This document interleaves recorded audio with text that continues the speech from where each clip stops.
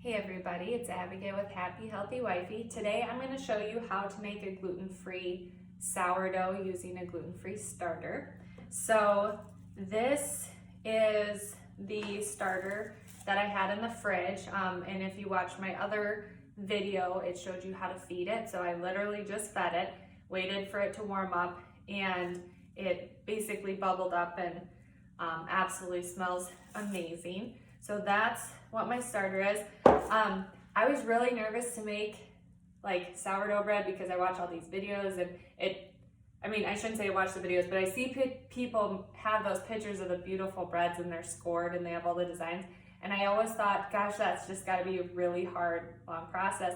And I have come to find out it is actually a really easy process and you can be really creative. So I got a recipe online and I just kind of went off of that and made completely my own recipe. So I'm gonna make a really small loaf today. So I am using the Bob's Red Mill all-purpose baking flour, and the reason I'm using this is because somebody had gifted it to me because they didn't like the taste of it. So I literally just had it in my cupboard, and so when I was experimenting with my first one, I was like, why not use that just in case it's a flop, right? So let me read to you what's in here. Garbanzo bean, potato, tapioca, whole grain sorghum, and fava bean flour. So you can see how liberal I got with a gluten-free flour. So that's the flour I'm using. The original recipe calls for King Arthur's gluten-free flour. Don't know that one, not really sure about it. So anyway, but I've been experimenting.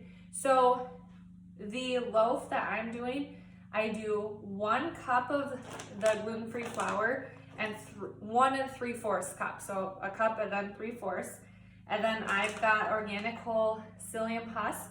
And it's actually still pretty rough. It's not super fine, but I'm just gonna put a tablespoon of that in with the flour here. And then I'm going to move to my salt. I am just going to put a teaspoon of salt in. And then something that I added, so I've got collagen powder here, and I like the Anthony's brand. So I'm actually gonna go ahead and I'm gonna put a full tablespoon of collagen powder, because with being pregnant, I'm kind of just adding collagen to everything so that as my belly grows, it's really good for your skin. Just put it in stuff. Okay, so I'm gonna mix that with a spatula just to get that a little mixed up. And that's probably fine. So this is my starter. It smells really good. Like, smells like I'm walking into a bakery. And like I said, this is gluten-free. It's basically just, it's rice flour and then water, and then there's a process to getting the wild yeast in there, and then it creates this yeasty, bubbly amazingness. So it's, because I'm doing this recipe as a small loaf, it's 1/6 of a cup. So basically the normal recipe calls for 1/3 of a cup, and then I am doing half of that. So I'm just going to pour this in, okay? And then I'm going to add, where's my water? So about 10 ounces of water. So when I first was making this recipe, I got nervous because my very first one, I was like, that just seems like a lot of water.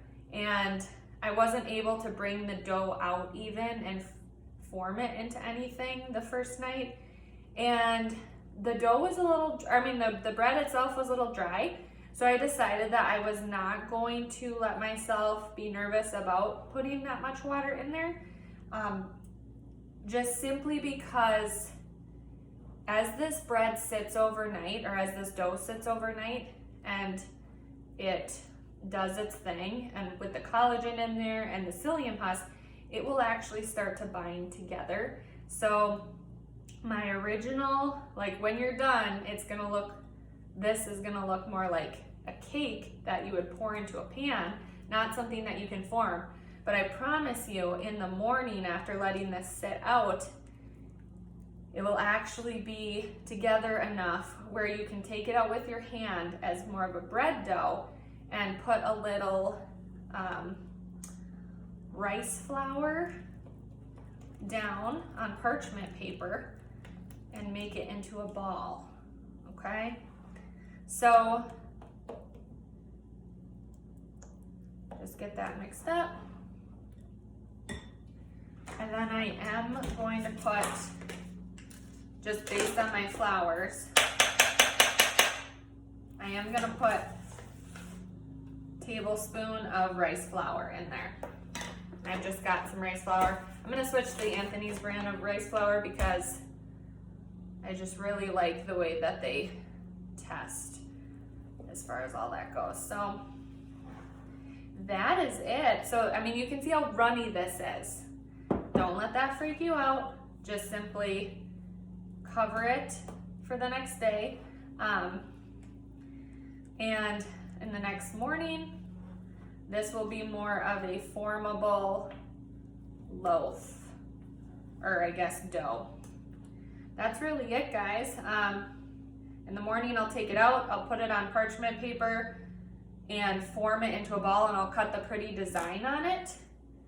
And I will put it in a Dutch oven. I got a really nice cast iron Dutch oven, and I will bake it in the oven, 450 degrees for about 30 minutes or so. I'll kind of keep checking on it. But yeah, I'll just cover this. And that's it. Make sure to follow Happy Healthy Wifey, and I've got lots of blogs and podcasts at happyhealthywifey.com. So hope you guys enjoy, and hope you enjoy making your first gluten-free sourdough.